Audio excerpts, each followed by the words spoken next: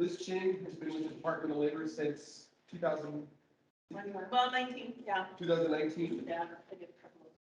Yeah, sure, whatever. And then prior to that, she and I worked together for about 4.5 years in the governor's office of economic development. Prior to that, she worked for a United States Senator. She's worked in and out of Montana. She's worked with small business owners and a lot of different communities. Please welcome my friend, Liz Ching. Okay, you have to appreciate that, Hannah. I got two steps on the track, so. Right? You bet. Isn't that great? Okay. Hi, everybody. Thanks for staying. That's what I would say. So we're gonna whip through apprenticeship pretty quick, and then because this may or may not be relevant to your companies, but I think it's good for you to know about, and we're actually really going after your kids. We'll be honest up front. So, right? This is what you're saying to your kids right now. You graduated. What are we gonna do now? But what we want to do is introduce you through the experts. These are apprentices who have been in the program and offer a variety of views. The concept of Can it go up? working together so that the students can. So, Oh, is there a, no? no, okay, so it's because we need to share the audio, but I'm not sure that we can share the audio. Okay. I mean, we can, just hang on a second. Let's do it just straight from the, I think my sister-in-law first with the district. Oh my gosh. Yeah. Really? One sister. Yeah. I'm not sure, but yeah, he's our lead supervisor. Or apprentice. Uh-oh. nope, we're getting there. Just be patient with me. Pictures. Just be patient. Yeah. I just realized that I have a mouse over here and I don't need to be struggling so much. Oh, there you go. So now push your button. Okay. Oops. Nope. Okay. How about you? Hang on, I'll push it. Okay. There it goes. The concept of apprenticeship, working together. And learn and grow by developing hands-on experiences. Okay. The registered apprenticeship program allowed me to learn things that I couldn't learn when I got back from Iraq. Basically, they paying me to train. I'm able to earn while I learn. I'm able to get a paycheck and also help understand your material better. I probably wouldn't have been able to do this because I'd had to pay for it on my own.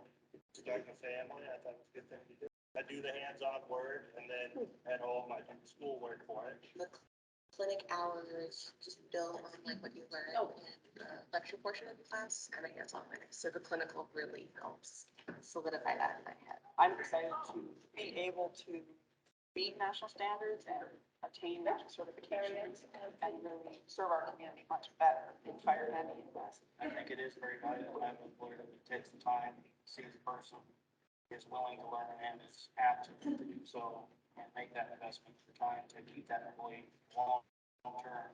Because it's a dying breed, so I'm just happy to jump into it because I'm really needed. Even if I wanted to venture into other skills, if that doesn't work out, I can always fall back on it. When I wasn't plumbing, was the one job that I missed doing. So I felt it was a good opportunity to finish up my apprenticeship program. I love my job. I enjoy going to work every day. That guy is the best. So basically, looked at a couple of different industries, plumbing, cutters, The concept of We'll just do that over and over and over again. No, we'll just go to the next one. Meat cutting, nursing, let's see, the EMT / firefighters.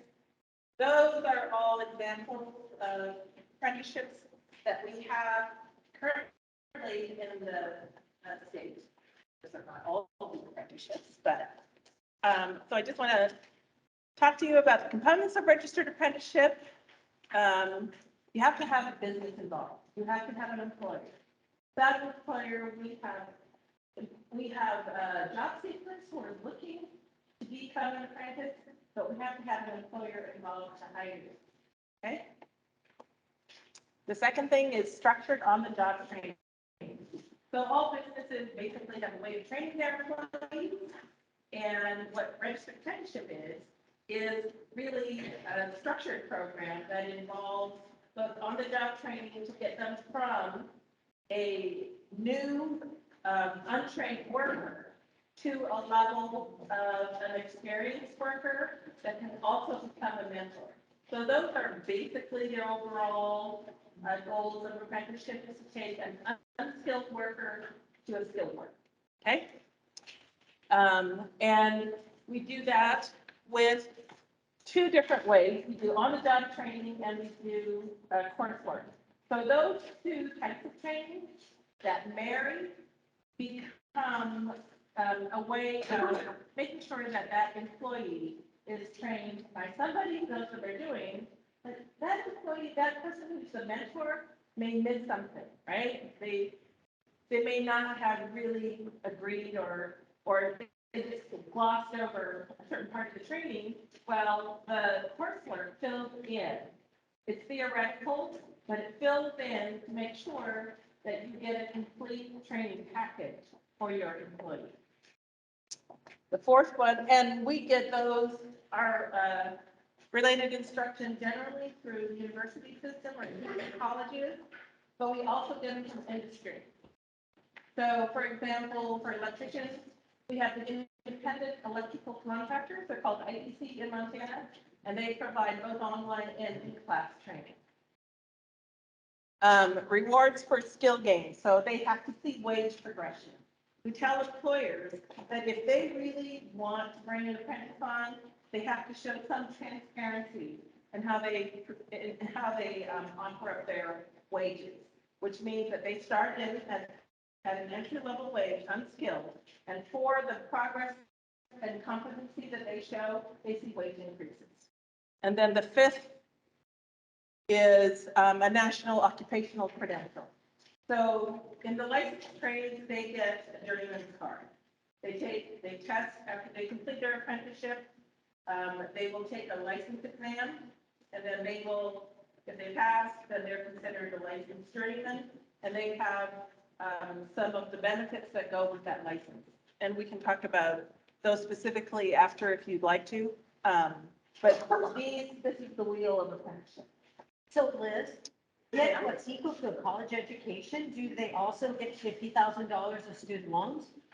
Right, they don't. No student loans.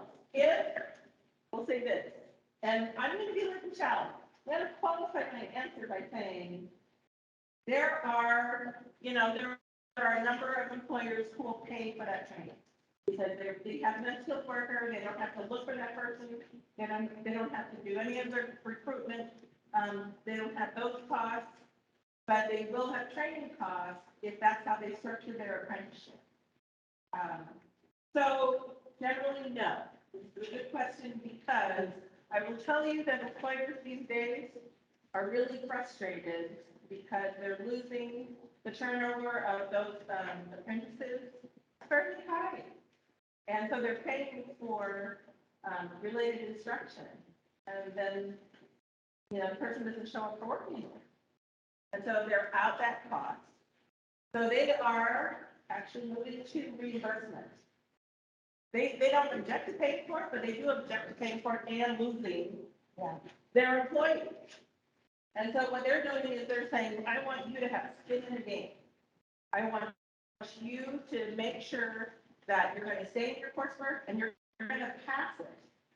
So I even have employers who are saying, you got to pass it with an 80%. Because this is a tough job.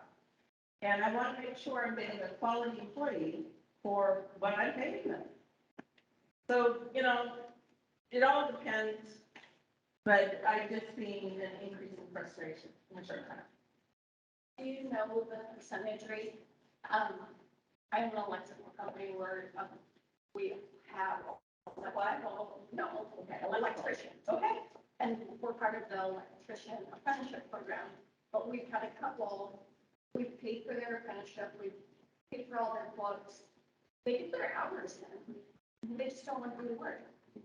So at that time, they're like, well, The coursework. yeah.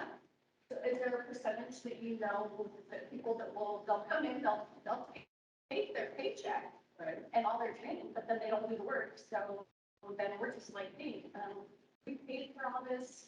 Liz, tell me what a hard action, I mean. Okay, so I have a program in, and I don't even know what to find because I'm going to be really thoroughly embarrassed. But the program that I work with, I am running those apprentices now. I take their cell phone numbers and their emails, and I am blasting them. I check upon their coursework. My husband's a hard ass, so he's said, okay, look, if you don't have this percentage done by this amount of Yeah. time, you're gone. And then, but there was one that we had before where, and I don't know who our person was with the state, Right? but it wasn't followed up with on the state. Yeah. And he was super busy and other contracts. And he was, the guy, our employee was done with their hours, but hadn't done any of the book work. Okay, we are finding that. I went from another program to apprenticeship, and we are finding that. I was just in Sydney, and I called the lady, and I said, hi, I'm your apprenticeship specialist, and she basically ripped my ear off. She was like, I have not seen anybody from the state, I have not been blah, blah, blah. And she said, I got people come to them, and they did all the work, and they went all the classes, and they got nothing for it. And so I said, okay, let me bring my cigarette. And we sat down with her, and we literally completed, we registered and completed all of the apprentices who were gone. So she said, this is what I want. She laid it all out. She said, I have all of the paperwork, and I have paperwork for people who never got registered, even though I asked for it. So we went back and recreated history. And I just met with the company and this trip around, and she had retired, and there was somebody new in there, and they said, I don't know what I'm doing. And I said, well, I will tell you that this lady cleans the deck, clears the deck for you. You're good, and then we'll just go forward with it. But she had probably 20, 25, maybe 30 apprentices that we had to register. She wanted all of their certificates sent, and then she sent them out. So I was like, okay, we will do whatever it takes to clear that up. But then we're gonna, yeah. It's pretty interesting. So I'm happy to talk with you afterwards. But we really do lean on the apprentices to make sure that they complete. Now, will they complete in the amount of time they're supposed to complete? It all depends on the company, because if I take an apprentice and I suspend them or cancel them, and the company is not in favor of that, I've already been blasted a couple of times, where I say, we would like to suspend them, make sure that they understand that they know that they're not doing this correctly, and that their apprenticeship is in jeopardy. And the company said, absolutely not. I had one person call the state electrical board, and he said, she's going to suspend my apprentice. I don't cancel them at all, the employer. And the state electrical board said, oh, apprenticeship. They're the ones in charge of apprenticeship. You call them and talk to them. And so, definitely, I am right now currently negotiating with the owner. Because they said, there's nobody else to do this work. And then all of a sudden, I'm like, you call the one entity that regulates your company. And you told them that you have an employee who's not meeting the employee requirements? I don't know anything like that. But, okay. Anyway. So what we ask employers to consider in this model, because apprenticeship is only a training model, that's all it is. It basically says that you will train in transparency, that you will train your apprentice to see wage progression, and that you know that they are going to take related instruction. But what you want to do is you want to make sure that they're meeting, well, you have current and future labor needs. Have you already identified what your labor challenges are and whether apprenticeship would meet them? Do you have solutions in place that we can help you pull an apprenticeship together to make sure that it does meet your labor needs? If you've had solutions that have been successful, we would probably entertain working within that environment. But we also bring the workforce system and other partners. And you heard from Andy, you heard from Michelle, you've heard from all of these programs, not only in DLI, but in commerce, that support the employer to basically help you build and retain a skilled workforce.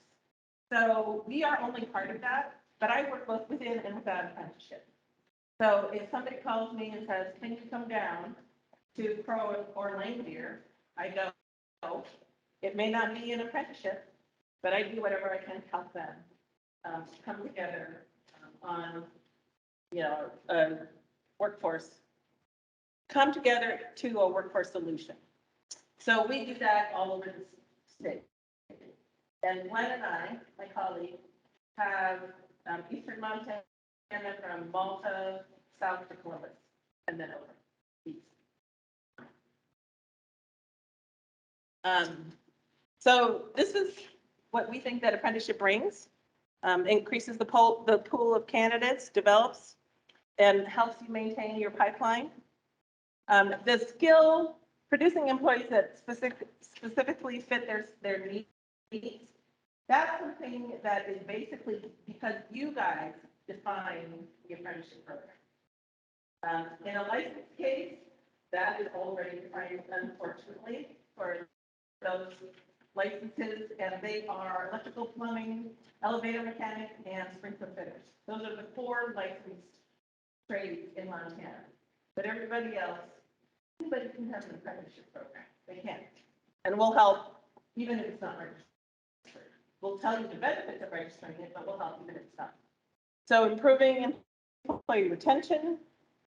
And you can see the culture part of it is important because employers are really tied to the way they develop their business.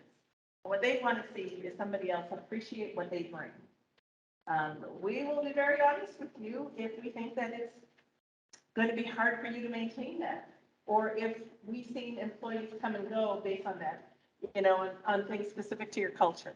But this is the big one, reducing your costs with onboarding and improvement. So if you can retain versus constantly going after workforce, that's really the best, right? So, and then these are the benefits for the employees. We're seeing more people really care about that national credential because it is something that's portable. Now, what does that mean for you? It's portable, unfortunately, but it's also stackable so that you can build on a number of different credentials that increase the skills that your employees have so that you can show them you really care about them as an employee and developing their talent. This part we really like, developing into a subject matter expert. So let me give you an example. I have an electrician, and we don't do just the skill trades. This is an easy one. I have an electrician who goes through the standard, but then he has some interest in control technology. And control technology is a big one now because, right, it's everything you point at, everything you pick up and solve, all of that is something that if they develop that, they can actually stack that on top of their electrical and really develop that into something they may want to hold. They may want to have an associated business with that. They may want to encourage the employer to expand their business. So there's a lot of ways to do this, but the positioning for advancement opportunities in the company is really good because Most companies want to see their employees happy and want to grow. These are the different types of apprenticeships that we are working with right now. Some more than others. I'll tell you, we're doing a lot of work right now with the ratio change. We've gone from a ratio of 2 apprentices to 1, or 2 journeymen to 1 apprentice. They flipped it to 2 apprentices to 1 journeyman.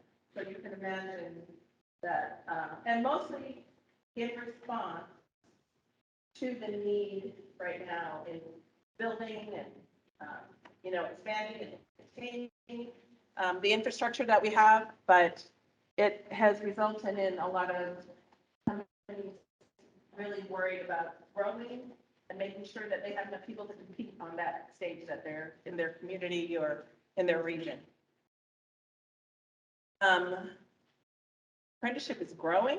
This is 2020 figures, but we have over 3,000 apprentices right now, and it is growing every single day.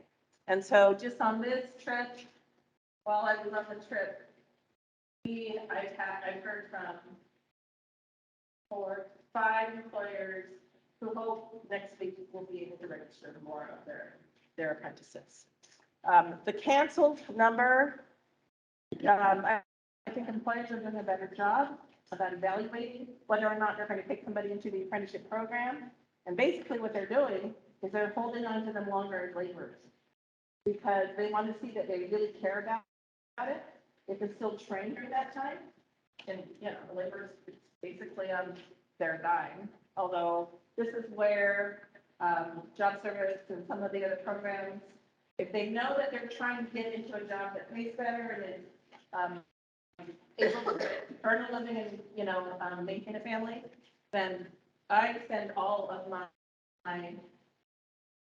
my laborers who are looking to apply for apprenticeship positions to job service first, because that is definitely increasing their viability as a worker.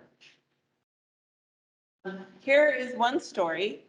In 2020, right before COVID hit, we had a meeting with the head of MSU Northern's trade schools, Little Bighorn College and Donut College in Lame Deer, so Crow and Northern Cheyenne. They were very concerned because they had no employment on the reservation. And with coal being impacted, they were losing a lot of their economy. And so they proactively got together with MSU Northern and told them that they wanted to train tribal apprentices. And so that was the coursework part.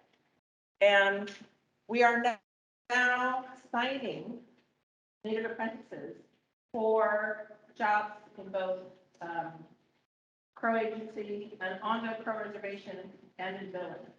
Billings employers are very happy that somebody has taken the lead, gone proactive on their coursework. Because the coursework is the hardest part. You come home and you really don't want to do it, right? And so anybody who has pretty much got that done basically is almost a shoe-in to stay. And those numbers are rising and their training programs are also seeing increased enrollment. So that part of it it's just very cool because they're taking this action to really increase the economy of their tribal economies. St. John's United is taking a different approach. St. John's United, the CEO could not pay the CNA to save his life.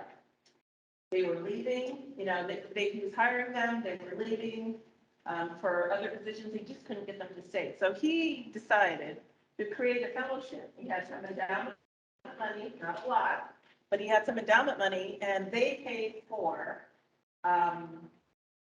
the it was CNA coming to apply work for him. And for the 3 and 4 years that it would take to get through an LPN, CNA to LPN, or CNA to RN degree, he had workers, he had stable workers in those positions. They are not committed to him after they get their license as a nurse or as an LPN. He does not, he says, you are not, you don't have to be committed to St. John's. You are free to go wherever you want. But he has stable workers as in that mid-level area, and they are staying and learning. And we are registering the third cohort of 6 people, and he's also pulling in high school students next week. So it's just a different way of thinking.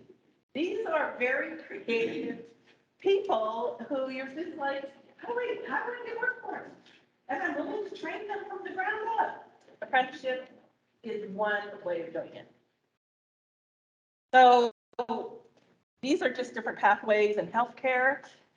And so you see these entry-level positions, and we're just saying, listen, you can go into really, really cool occupations, but take a look at where you start from, and that hopefully you don't have to pay for these, for, you know, this coursework to get to that next level. Medical school proposes building campus. That's fine. I was like, okay, great. This is part of that medical school controversy. But what we are looking for were careers in laboratory medicine. You have a medical school, you have the ability to actually break open a whole new set of applications. So that's one of the things that we're looking at is lab med tech. And if we can start getting these online, we could get them anywhere. I mean, St. John's is working with Miles Community College. They are, and they're working with partners across the state because they want to make sure that their workforce comes from Montana, but is willing to stay here. Yes. So is there a consortium? I mean, like, where's the Fort Beck Community College tree involved with this sort of? So, Glenn asked me to I am working right now for Northern Cheyenne because it's easy to get to. Sure. Right? But Little Bighorn College took their workforce navigator, and she went to the tribal college meetings, and she talked about this. And we're trying to find a way that we can replicate this across the board. Fort Peck has a great trade school, and she talked about some of the occupations that they're looking to grow. And so I'm happy to work with you about, or Fort Peck, about how to make that happen. I think that we have broken through with, we've made great strides with MSU Northern. But MSU Northern is not the only game in town either. Yeah, college, I know they're truck driving. Oh, They're welding, both, they go to get state certified. right, So it's the same type of thing. right. But like the plumbing and electrical, Oh, that'd be a huge opportunity. and I actually talked with a mentor this morning who gave me 2 names that he wants me to talk with in Roosevelt County. Because he wants to mentor them. He's a master plumber. Good. Yeah. So that was what I was at right before I came here. Oh my gosh, sometimes it's a slog, but sometimes it just goes on 1,002. And so public health lab, here's some ideas about what, hey kids, you don't have to leave the state. Look, all these things you can do. Pre-apprenticeship, we're looking at pre-apprenticeship in public schools, mostly because what we want to do is we want to give them a landscape where they can go from, Billings to Wolf Point, or they can go from Wolf Point to Cascade, to Great Falls, wherever it they move, it's the same across the state. So we're working on that right now. You think that we would have had that down, but it's hard. Because schools want to do things their way, whichever way works. And whichever is the fastest way, it doesn't involve hiring another person to do it, right? So all of those things have to be sort of set so that the landscape is basically the same, and once that happens, all they have to do is go. But we're looking right now, plumbing, carpentry, welding, electrician, and HVAC. And I would like to add interior design and landscaping, just because. What is a house without interior design and landscaping? Right? And then this is really something that it's nice to look at, but it's matching skills to jobs and soft skills. It's talking about soft skills. And basically now skill trainers really want to see soft skills. They want to see kids who show up on time, know how to communicate, know how to talk to a customer. They're like, sometimes just want to say, no, don't talk to the customer, please. Don't say things, just listen. There's some adults like that too. Okay. Creativity. You have a problem, how do you solve it? That will not kill you, right? So get that safety, health, and training in, so it's muscle memory, so you know not to step there, go that way. And then all of these, active listening, proactive self-starter, all of those. You're gonna see all of that when this goes. The demand is high and it's gonna get higher. And I'll tell you that employers, they want to make sure that their apprentices go home at night. So they're kind of slow and starting with this new ratio. They want to see how it goes and how the economy goes. They're very conservative and careful, and we love that about them. But when they say, how many apprentices can I have? I give them the high note. And I say, can you handle that? And they're like, oh, wait, So it's really what they think they can handle. This is our contact information. Great Northern knows how to get a hold of us. Doc Service knows how to get a hold of us. All you have to do is say, who is my apprenticeship person in Eastern Montana? That's us. That's myself and Glenn, my colleague. Glenn did a lot of the traveling for me because I'm a caregiver at home. Also, but he did a lot of help for me, so I get to come back to Eastern Montana, which I love to do. That's the Registered Apprenticeship Program. It's in the same places as Job Service, WSC, or Services Division. So let us know how we can help you. Happy to talk to anybody about the program. Thank you.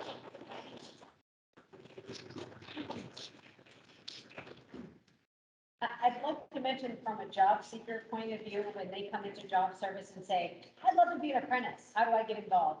My first thing is always, okay, first you need to find an employer who's willing to do an apprentice at some point in the future or whatever, and you have to prove that you're going to be a good employee. So be willing to take the job pushing the broom. Show up, be that good employee, be the person that they know that they want to put their money into, because apprenticeship it's an investment in that individual. And so you need to know that it's a good investment on your part. So from that employee point of view, that's what I tell them, go apply for any job. And then once you get your foot in the door, that's where you tell them, hey, I'm really interested in being an apprentice. Hey, when you have to open up, please let me know. I'd like to be that person. And we really use the job service for resume. When they start going, door to door, knocking on the doors, or calling people, we really use job service so that they can, there's that third party, that neutral third party who can say, oh, honey, please don't put everything on your resume. Not everything, the things that are relevant. Those are the types of things that really help us.